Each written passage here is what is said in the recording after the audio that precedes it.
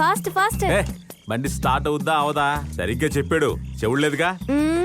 ఈ బండికి మాత్రమే కాదు, నీ కూడా స్టార్టింగ్ ట్రబులే. అందుకనే నిన్ను తెలివిగా ఇక్కడికి తీసుకొచ్చాను. అసలే ఎండతో చికాగ్గా ఉన్నాను. నోరు మూసుకొని పోవే. ఏమయ్యా, ఏమీ తెలియనట్టు నన్ను ఇక్కడికి ఎత్తుకొచ్చానా? నీకు నోరు బాగా ఎక్కువైందే.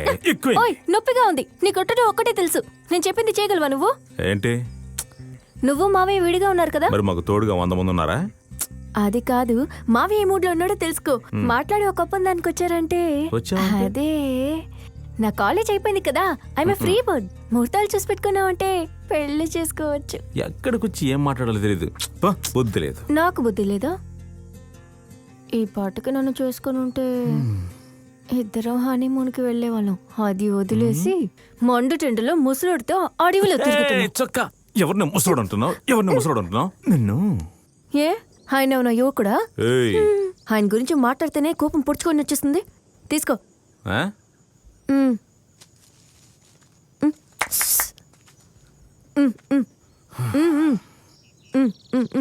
ఏంటే? నా కళ్ళ ముందే తినవయ్యా. విసిగించకే. నీకోసం ఇష్టంగా తెచ్చాను, తీసుకెళ్ళి ఆయనకు పెట్టేయకు.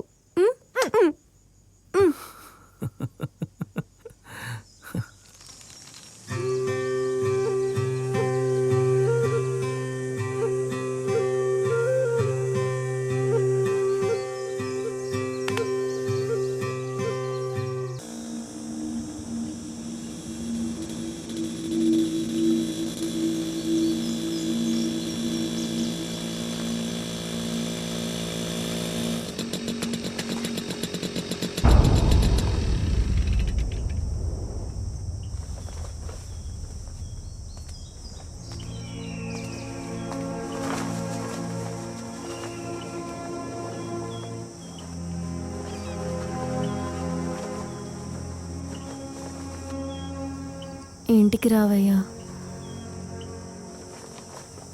దారుణం జరిగింది. ఇంట్లో ఎవరి మొహంలోనూ కళలేదు. ఇంటికి రావయ్యా. ఇంట్లో ఎవ్వరూ పడుకోలేదు. అంతెందుకు సోమయ్య మావయ్య కూడా పడుకోకుండా తిరుగుతూనే ఉన్నాడు.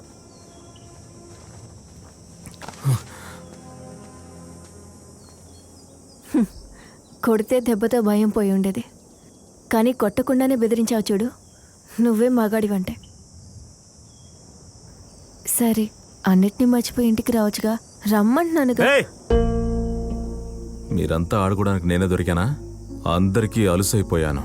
పోవే. అలాగే మాట్లాడతావులే.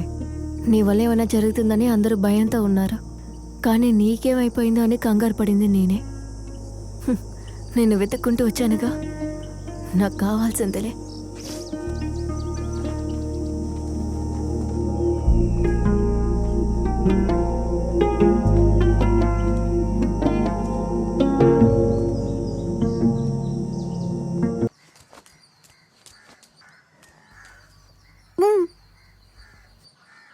ఏంటి కోపంగా ఉన్నావా? కాస్త పక్కకెళ్ళి కోపడు. తెల్లవారి దగ్గర నుంచి ఊరంతా తిరిగి నేను కష్టపడి కన్విన్స్ చేసుకొని తీసుకొస్తే ఆవిడ కోసం వచ్చానని చెప్తున్నావు. అయితే నేనేమన్నా మెంటలా? అవును.